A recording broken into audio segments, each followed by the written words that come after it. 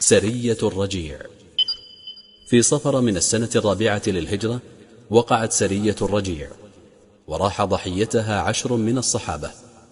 غدر بهم بنو لحيان، فكانت مأساتها شديدة على النبي صلى الله عليه وسلم. فاجعة بئر معونة.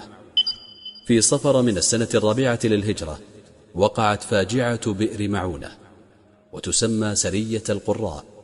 راح ضحيتها 70 رجلا من الأنصار. غدر بهم قبائل رعل وذكوان وعصية.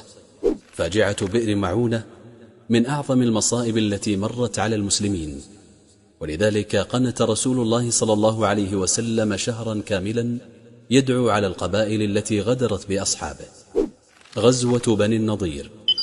في ربيع الأول من السنة 4 للهجرة وقعت غزوة بني النضير، وهي الغزوة الثانية لرسول الله صلى الله عليه وسلم مع اليهود، وسببها أنهم أرادوا قتل النبي صلى الله عليه وسلم، فخرج لهم رسول الله صلى الله عليه وسلم وحاصرهم في ديارهم، فقذف الله الرعب في قلوبهم، وصالحوا النبي صلى الله عليه وسلم على الجلاء.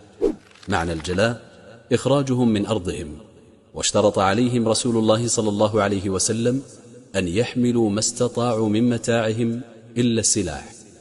نزلت سورة الحشر كاملة في غزوة بني النضير تحكي تفاصيل هذه الغزوة، ولن تفهم الآيات إلا إذا درست غزوة بني النضير.